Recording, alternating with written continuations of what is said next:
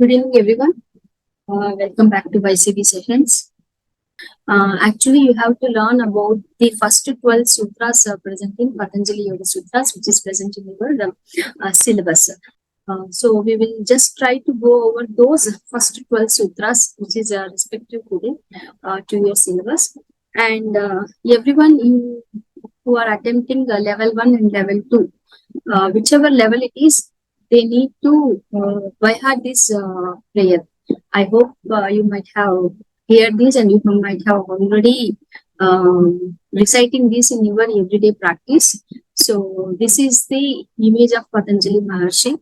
And you need to remember that Pathanjali Maharshi is an Adisesha Avatara, that is a Avatara of serpent. And the prayer goes like this: Yogena Chittasya Padena Vacham Malam Sarirasya Cha Vaidikena Yopakarotam Pravaram Muna Patanjalim Pranjalim Niranatosmi Avahu Purushakaram Sanka Chakrasidharinam Sahasra Sirasam Svetam Pranamami Patanjalim Hari Om.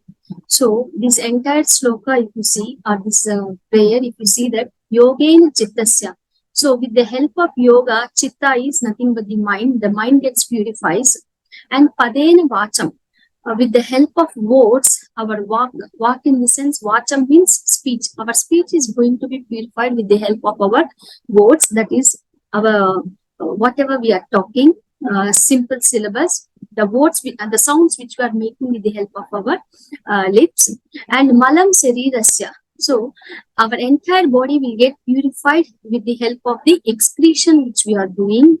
And Cha Vaidyakena. So the entire thing, all, and with the help of the Vaidyakena in the sense with the help of a doctor. So our body will get purified with the help of these things. Yopakarotam Pravaram Munina. So with all these things have been specified by our Muni, who is nothing but Pathanjali. So we are bowing our head, Anjali in the sense we are bowing our head with both the hands together and taking the blessings of this Pathanjali Maharshi. And it is also said that Abahu Purushakaram. Abahu means he has wide shoulders. That is the akara of that particular Purusha, that is the Muni. Sanka Chakrasi Dharinam. So he is having this Sanka. You see here, he is having this Sanka Chakra. Sanka is in one hand, chakra is in one hand. So he has two things in both of his hands. Sahasra Sirasham Svetam, a white serpent's Sahasra. Sahasra means 1,000 heads. Sirasa. That means 1,000 heads serpent is on the above the head of this Patanjali Muni. So we are moving our head. In general, when you appear for Ycb level 1 or level 2, they will ask you to start with prayer. So if you are chanting this prayer, you will be getting for 10 marks, 9 marks definitely they give you. And they might ask you 1 or 2 questions out of this shloka. Only, not everyone. For 1 or 2 people, they might ask you the meaning of this shloka and just explain these things. Chittasya is purified by yoga. Speech is purified by words, etc. Now let us go. Right. Actually, I was thinking you people were seeing this particular screen. So this is the prayer. If you want, you can take a picture of this one. Otherwise, I will send to you, sir. So this is Pathanjali Maharshi. This is the entire prayer, and these are the symbols, etc. Now, we'll move on to another thing. You have to memorize the shlokas from 1 to 12. So this Pathanjali Yoga Sutras, that is the main textbook or classical textbook, or the first textbook where all the principles related to yoga was collected together and a book was written. Until then, there were many textbooks. That means yoga was not in. There was not even one textbook where we can find all the concepts of yoga. But this is the first one, first textbook or grantha or sutra, whatever you say, which was written by Maharshi Pathanjali, where we can find each and everything related to yoga. So this is the first classical grantha or classical yoga textbook, which each yogic practitioner, yoga practitioner, whoever it is, whether there is an instructor, teacher, evaluator, they should go through this Pathanjali Yoga Sutras textbook. And there are many commentaries on Pathanjali Yoga Sutras, and many people go through different kinds of versions of Pathanjali Yoga Sutras. But whichever version or whichever commentary they are going through, irrespective of that one, this textbook consists of 195 or 196 sutras. So there is a small discrepancy. That means some people say they are 195 and some people they say as 196 sutras. And this book has been divided into 4 parts or 4 padas. First pada is the Samadhi pada, 51 sutras. Second one Sadhana pada, 55. Third one Vibhuti pada, 55 or 56 we say. Kaivalya pada is the 4th pada, 33 or 34. And this Samadhi pada explains what is the need of practicing yoga, why we should practice yoga, what is meant by mind, what are the problems of mind, how to find out the problems which we are facing. Mind might be going through different kinds of issues. So all those things are explained in the Samadhi pada. In Sadhana pada, they say that this Ashtanga yoga, the 8 steps which are present, these 8 steps will help you to reach, to practice that particular principle, that is yoga. Second pada explains what we need to do to remove the obstacles of the mind, to remove the problems of the mind which we are facing. That is the Sadhana pada. And Vibhuti pada, they explain about Kriya yoga, and then they explain different kinds of samadhi. This all deals with the last Antaranga yoga, Pratyahara, Dharana, Dhyana and Samadhi. And the last one, Kaivalya pada, it explains different kinds of psychic powers, that is Ashtasiddhas, Ashtasiddhulu, and other things which are related to the Samadhi. So these are the 4 padas and number of sutras present in this. I am going in very high level. This is not, since we have very less amount of time, I will be just going through high level definitions or high level notes on this Pathanjali Yoga Sutras. So don't take this as the final one, or don't take that whatever I am saying will be enough. For your exam it will be enough, but for your understanding, you might want to go through each and every sutra once again. Sometimes to understand one sutra also, you may take 1 hour also. For one sutra, 1 hour might not also be sufficient. So in general, we are going through. So there are many commentaries, as I said. VYASA Maharshi also written a commentary. Then Vachaspati Mishra has written a commentary in Tattva Vaisharati. Bhoja Raja has written in Raja Martanda. Vijnana Bhikshu by Yoga Bhashya Vartika. Swami Vivekananda in his Raja Yoga. So these are some of the commentaries which were written for Pathanjali Yoga Sutras. So we'll go through the first pada, that is the Samadhi pada. So in Samadhi pada, the first shloka is Adaha Yoga Anushasanam. Adaha Yoga Anushasanam. Adaha means now. Yoga Anushasanam. I am going to tell you what is meant by yoga. So today, just now, Adaha now, I am going to start the comments. Adaha means Adi. Adi means first one. Commencing what is meant by Anusasanam. Things, what is meant by yoga, which you need to follow. Adaha Yoga Anushasanam. That is the first shloka which is present in Pathanjali Yoga Sutras in Samadhi pada. So this Adaha Yoga Anushasanam, it seems only 3 words, right? This sloka is very short sloka, 3 words. Instead of saying shloka, why we are saying Pathanjali Yoga Sutras? Enduku shloka anakunda sutra ani antunam. Why we are saying sutra is sutramu. Sutramu is nothing but a thread. A thread which holds few pearls together or few beads together. అంటే చిన్న చిన్న ముత్యాలు కానీ లేకపోతే రవ్వలు కానీ ఇలాంటివి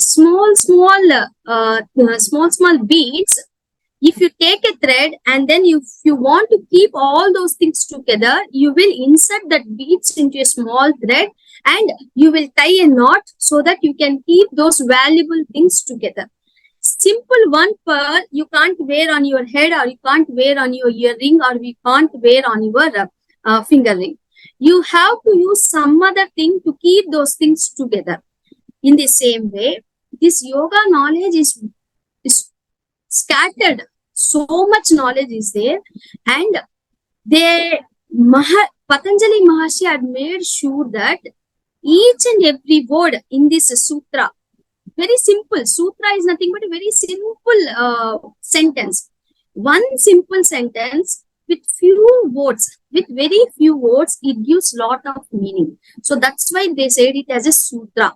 Sutra is nothing but a small sentence, very short sentence, which consists of very few words, where combination of these three words, when connected together, it will explain a concept.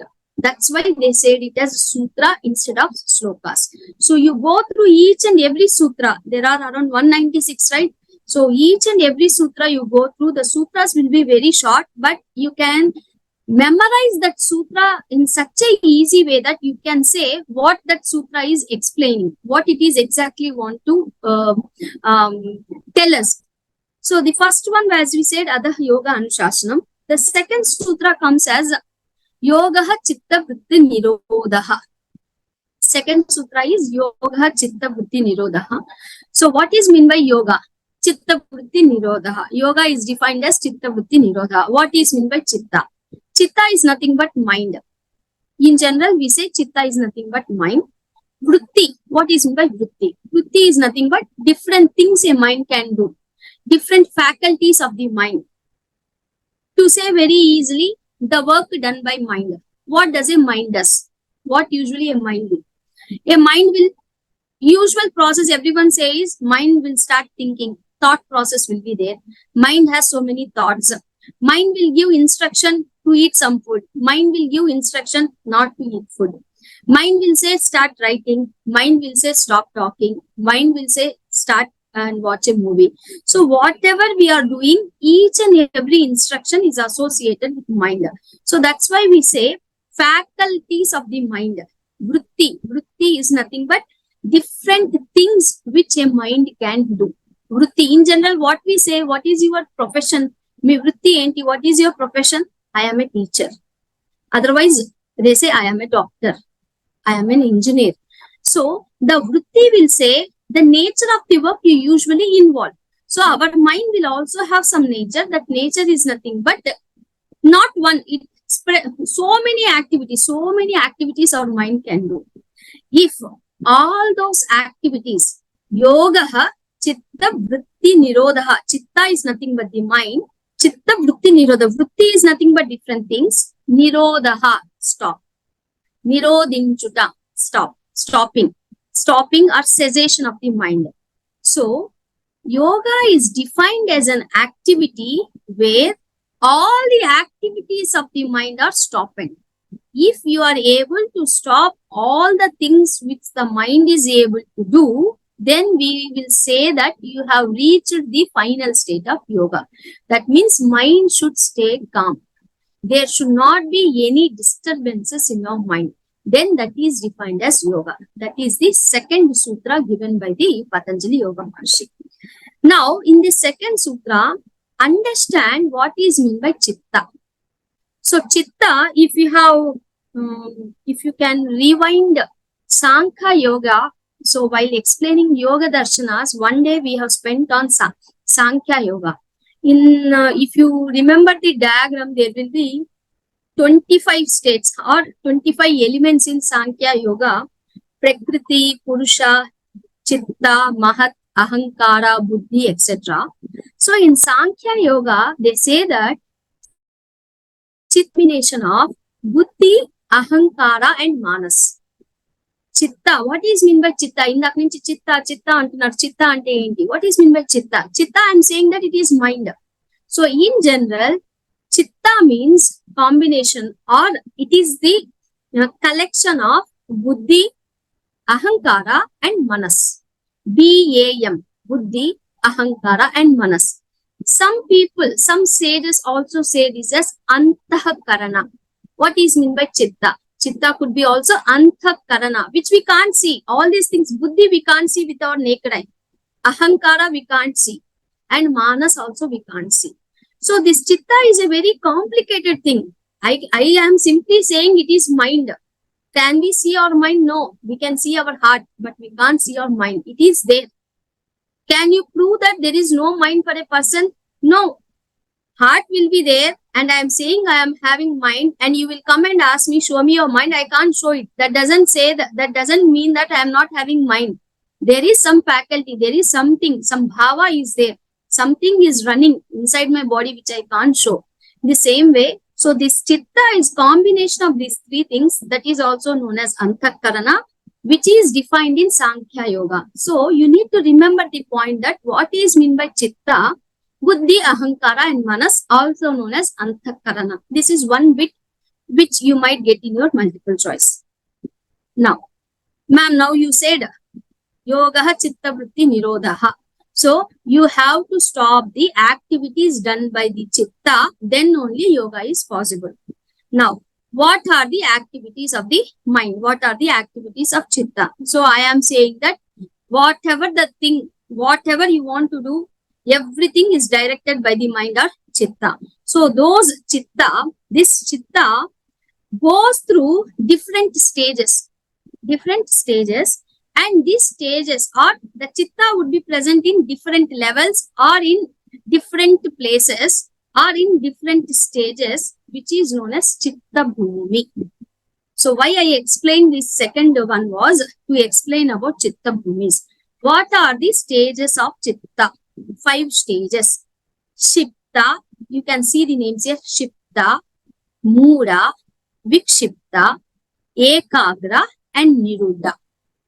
కొద్దిగా dry concept అండి, నెమ్మదిగా వినండి, అర్థం చేసుకోండి. Last time నా doubts ఉంటే మళ్ళీ మనం డిస్కస్ చేద్దాము.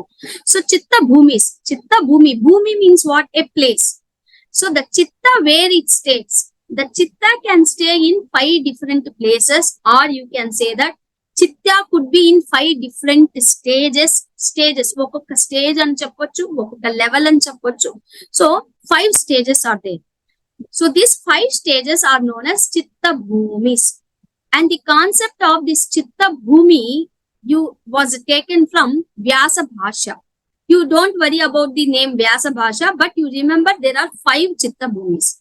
The first one is shipta. Shipta in the sense scattered, wandering.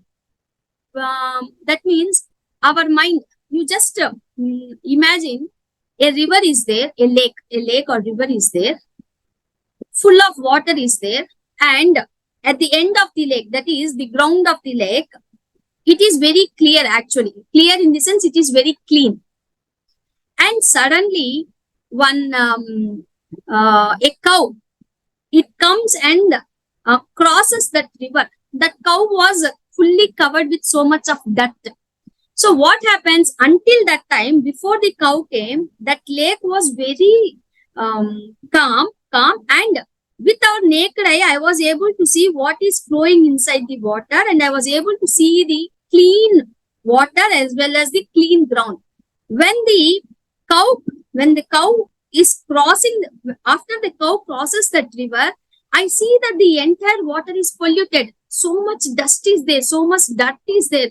I am not able to see what is present in the water. It has become so much muddy. All our dirt is there, and I am unable to see what is present inside that pool or inside that lake.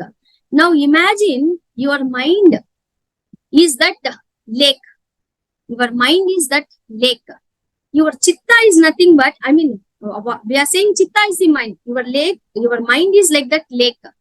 When your mind is having so many thoughts, scattered thoughts, you don't know what your mind needs. You are not able to find out what your mind wants. But if those thoughts are, if those things are very silent, then only you can find out what is present in the water. So Shipta is a state where all the water is disturbed, scattered. You don't know where the water is flowing. Sometimes it will be flowing in front, sometimes it will be going in this side. So Shipta state in this is the first stage where it will be crisscross. There is no stability, is there, scattered, wandering. And in general, this state, tamas and rajas. So we have discussed three gunas, sattva, rajas and tamas. So this Shipta state is caused by too much of tamas and rajas. Remember this point. The second one, Mudha. Mudha in the sense very dull. So in this, usually in our class, when we have students, we see that when a teacher is taking a class, one student, to test whether the student is active or not, the teacher might ask a question related to the subject. For example, now I am taking the class, suddenly Srinivas sir will ask, Ma Vijaya, what is the class about? Explain about Chitta Bhumis. If the student is alert, he will tell, sir, ma'am is explaining about Chitta Bhumis, there are 5 states. If the student is dull in the sense, he is present in the class, but his mind is dull. Dull in the sense, his mind is absent. He is thinking somewhere. Mind is going around the outside the class, not inside the class. So he is dull in the sense, he is not active. He is either lazy, he wants to sleep, or some other thing is happening in his mind. He is not active. So Mudha is a state where too much tamas is there. Too much tamas. Sattva and rajas are very less.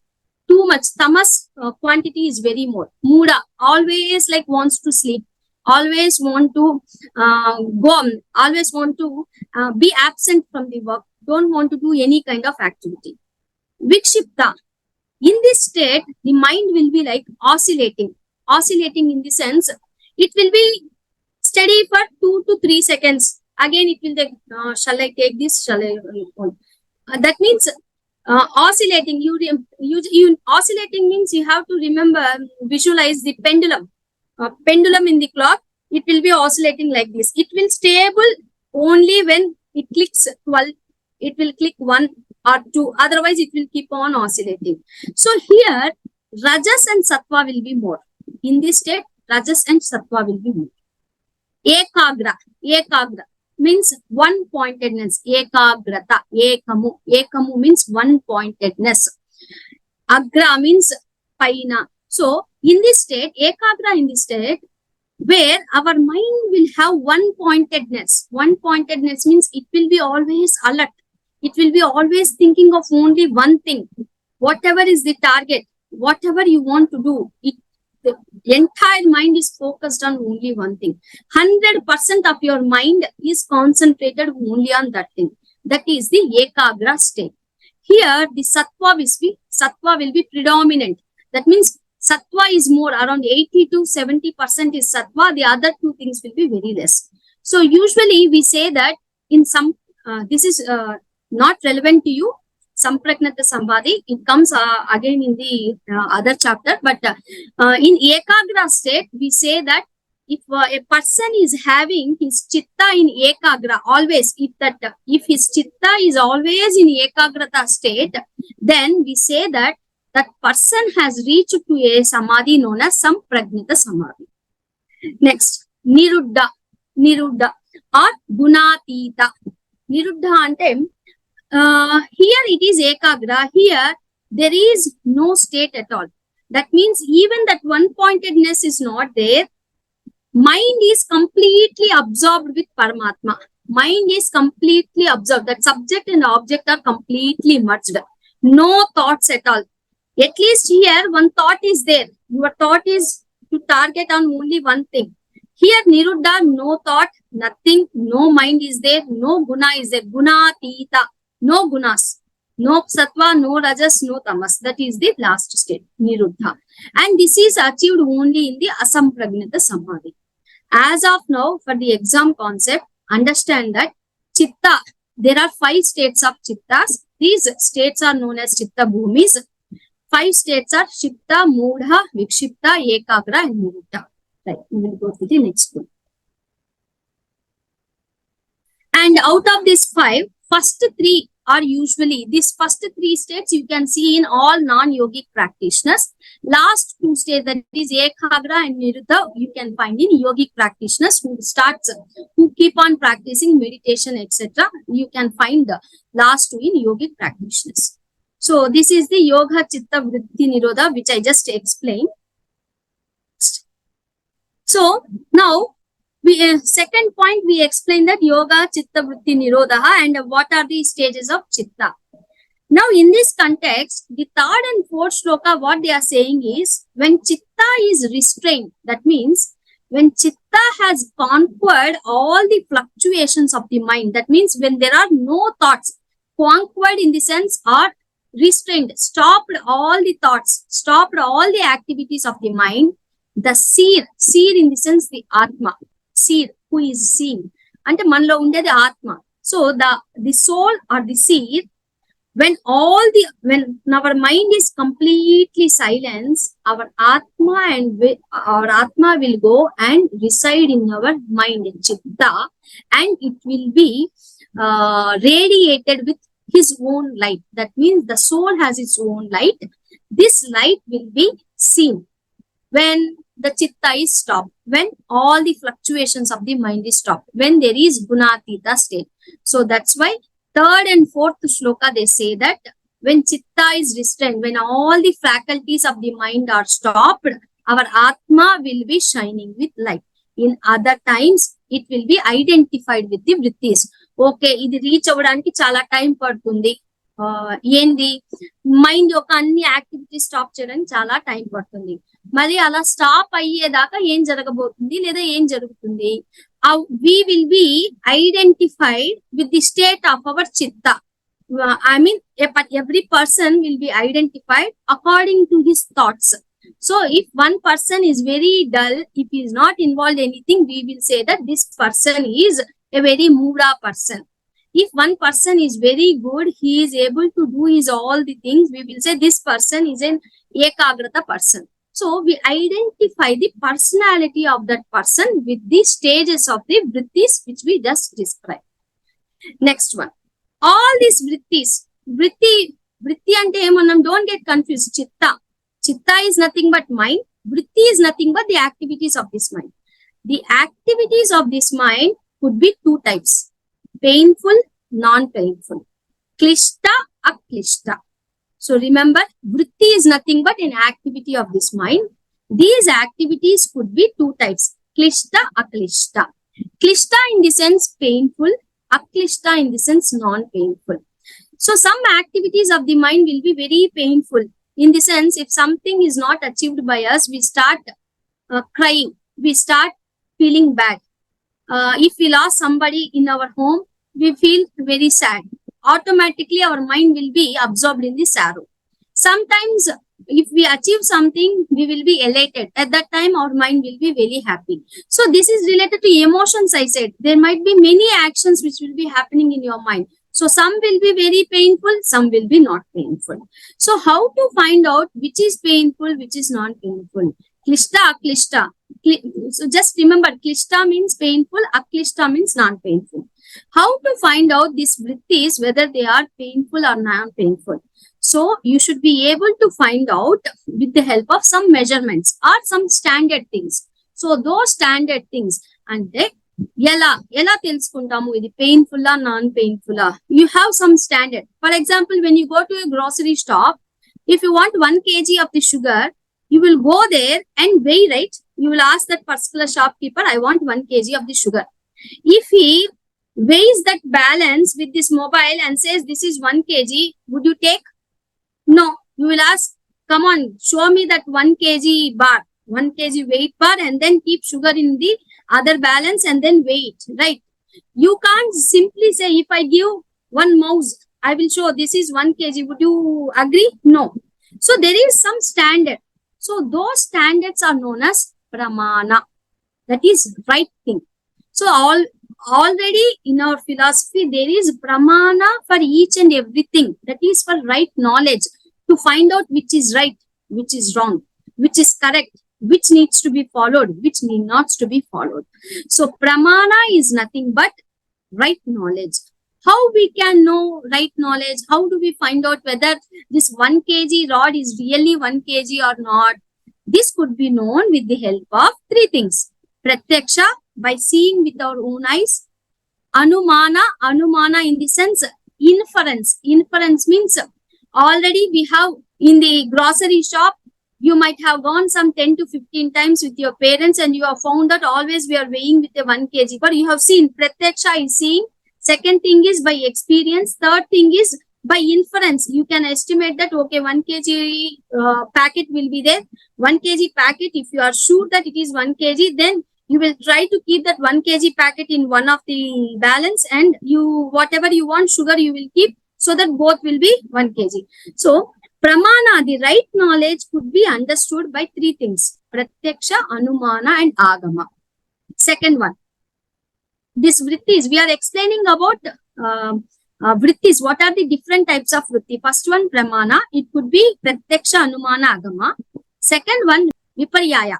Viparyaya means sometimes our mind will go through and mind will accept some things with erroneous knowledge, that is incorrect knowledge. Incorrect knowledge in the sense, so suppose you are walking on the road, it was night around 10, 11:30, there was very dim light, there was no street lights on that particular road. While you are walking, you are already in some state of fear because it is getting late and you know that there won't be street lights. You need to reach to the corner of that road. Already some dogs barking, you are able to hear some dog is barking. So while you are going, you suddenly saw a rope, but because you were in the state of fear, you thought that rope, it was not at all moving. A rope was laying on the road. You thought it was a snake. You were fear of some other thing, and with that fear, with that dim light, you saw only a rope on the road, and in 1 second you found out that you just imagine that is not a rope, that is a snake. That is viparyaya, that is midya, erroneous knowledge. With incorrect knowledge, your mind is associated. So you should always keep your mind with correct knowledge, not erroneous knowledge. Third one, vikalpa, imagination. Imagination in the sense, have you heard about a rabbit with a horn? Usually, when we are explaining few things, and if you know that something can't be achieved, but one person says that I can achieve, then the teacher will tell, see, whatever you are telling, it is not going to be achieved. You are going out of the limits. You are speaking as if you are going to get a horn from the rabbit. అంటే వీళ్ళే ఊహించుకుంటున్నారు, అది నిజం జరగదు, అలాంటిది అసలు లేదు, మన ప్రపంచంలో ఎక్కడ లేదు. ఒక రాబిట్ కి, ఒక కుందేలుకి కొమ్ము రావడం అనేది లేనే లేదు. కానీ వీళ్ళు ఏమంటారంటే లేని దానిది కూడా ఉంది అని ఊహించుకొని నేను కుందేలుకి కొమ్ము తీసుకొని వస్తాను అని అంటారు. So fancy, imagination. Vikalpa in the sense kalpana. Kalpana is imagination. Vikalpa, which is opposite to imagination. Opposite to imagination, wrong imagination. There is not such thing, but you still imagine that it is existing. Not true. So our chitta will be sometimes will be fixed with or will be filled with vikalpa knowledge. That is also not good. So these are some of the vrittis which are affecting our chitta. Fourth one, deep sleep, nidra. So sometimes when you are sleeping, in the morning when you wake up, you will tell to your mother or your wife or your kids, yesterday night I had a very good sleep. I was in a very sound sleep. Today morning I am feeling very fresh. I just want to go to my class and teach, or I just want to go and have my work, start my work. I want to have a good breakfast. So you are able to tell that you had a very good sleep, but you are not able to tell what has happened in the sleep. So, if you are in a deep sleep, how did you remember that it was a sound sleep? Try to answer my question. See, understand. If you are having a very good sleep means deep sleep. You have forgotten about your entire surroundings. You are in deep sleep. Then, in the morning, you wake up and say you are having a deep sleep. When you are completely in deep sleep, how do you remember that it was a deep sleep? So, that means our chitta was still working. It was going through what is happening. You think that your mind is sleeping. No, your mind is not sleeping. So in this deep sleep, what is happening? You have taken a deep sleep and you have forgot what has happened in the sleep. But you only remember that the sleep was a very deep. That is, there was no experience. absence of experience, but you still know that there was some experience. See, contradictory. You know that it was a deep sleep, but you don't remember what has happened in the sleep. That is the fourth state, nidra. Fifth one, smriti. Smriti, recollection, memory. What has happened yesterday or what has happened today, what has happened in the morning. So, vrittis, there are pancha klishta klishtaha. There are 5 vrittis. These 5 vrittis are pramana, viparyaya, vikalpa, nidra and smriti. So, 5th sloka, they will explain about the they will say these are the pancha klishta klishtaha, pramana, viparyaya, vikalpa, nidra, smriti. So, from 5th sutra to 11th sutra, vrittis are explained. Next one. And from 12 to 16th, how to overcome these vrittis. So, all this, see, till now 5 vrittis we have seen. All these vrittis are good. So, ivanni nijanga ila undadam right ena, just think of it. So, viparyaya, do you want to load your mind with erroneous knowledge? Do you want to always think of fashionable things, fancy things, imagination? Do you want to keep your mind always imagining? Do you always want to have absence of experience? No, right? So, how to overcome these vrittis? First, we explained about chitta bhumis. Then we explained about the vrittis. Now we are telling how to overcome these vrittis. To overcome these vrittis, 2 things are necessary, abhyasa and vairagya. How to overcome vrittis? Abhyasa and vairagya. What is meant by abhyasa? Practice. What do you need to practice? Stability, steadiness, ekagrata. What do we need to practice? Stability. Vairagya means while doing things, detach yourself while doing things. You might be reason for a success. You might be reason for a failure. But don't associate yourself with the success. Don't associate yourself with the failure. Don't associate yourself with the result. You just think that you are the doer and you were responsible for the action which was given by the God. So you are just a part of the thing, part of this world. He is giving the direction, you are doing that one. So don't take that result to in your head that I am responsible for this, I am responsible for this. Remove that I. Vairagya, that is detachment. How to overcome with this? Abhyasa and vairagya. So abhyasa is an effort to secure stability or steadiness. Vairagya, again this vairagya explained in 2 parts. Apara vairagya and para vairagya. Apara vairagya is nothing but lack of thirst for things that are seen or heard from Vedas. So apara means, so usually things which we can see or things which we hear from Vedas, we say that they have some pramanikata. But if we are missing that thirst, that means if we are missing that things that I want to hear from Vedas, I want to get the right knowledge, that is known as apara vidya. That is nothing but letting go of pleasures and all. That means not associating us with each and everything. That means pure sattvika knowledge. Para vairagya results from the knowledge of the Purusha, letting go of desires for all the gunas, that is gunatita. So the difference between apara and para is, in apara, detachment is there. Detachment is from your side. You are detaching everything. You just think that everything is responsible by the God. Whatever you are doing, God is making you to do.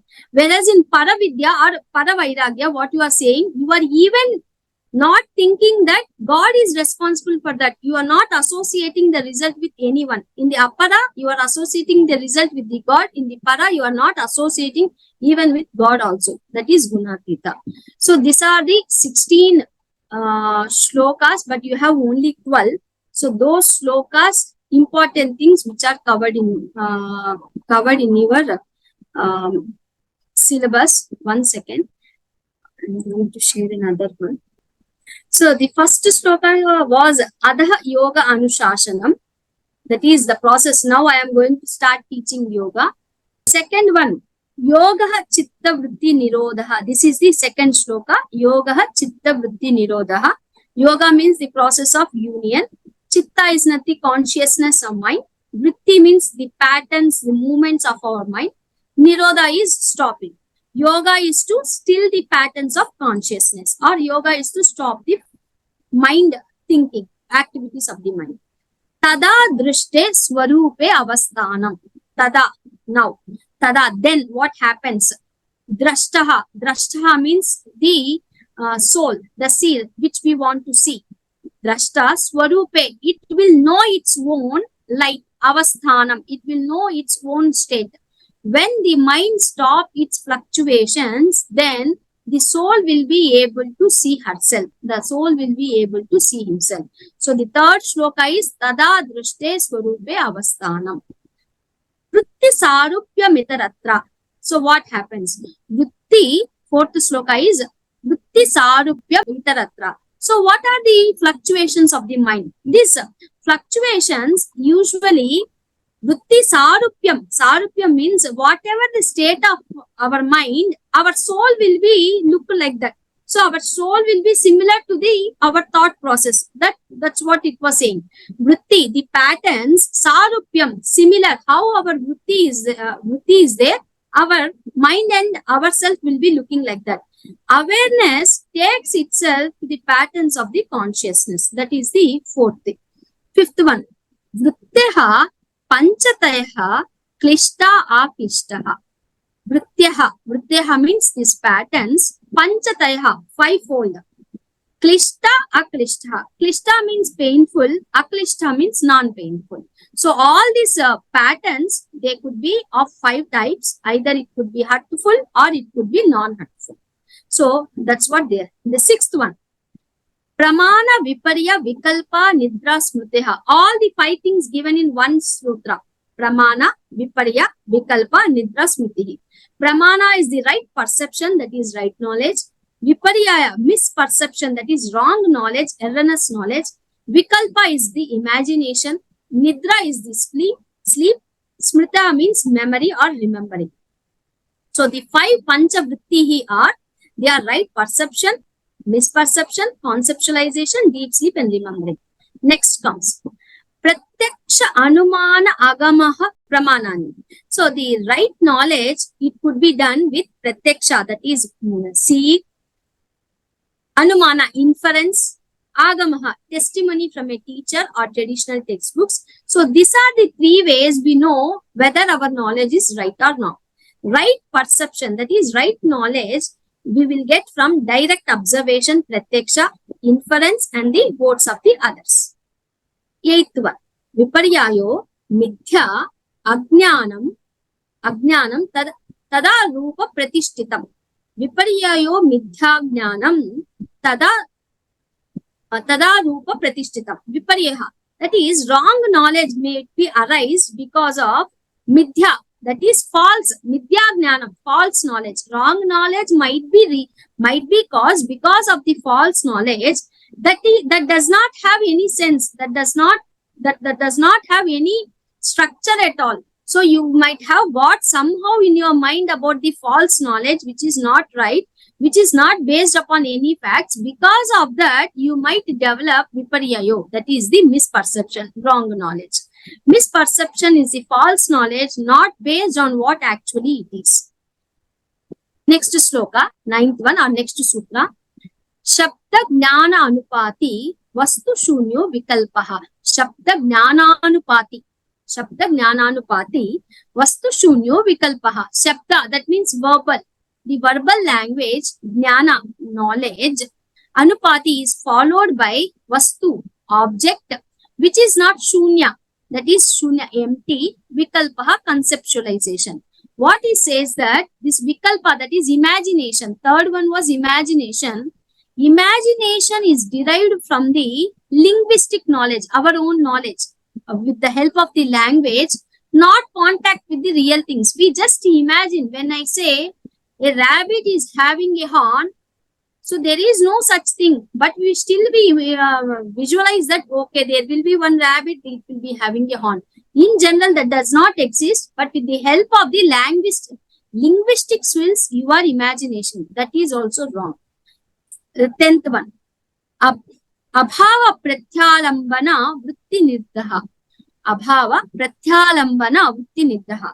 So abhava, that is non-existence, non-becoming, pratyaya, perception, alambana, resting on, vrittihi, patterning, that is known as nidra, sleep. Deep sleep is a pattern grounded in the perception that nothing exists. So this deep sleep is nothing but, in general, it is not existing, but it is built on that one.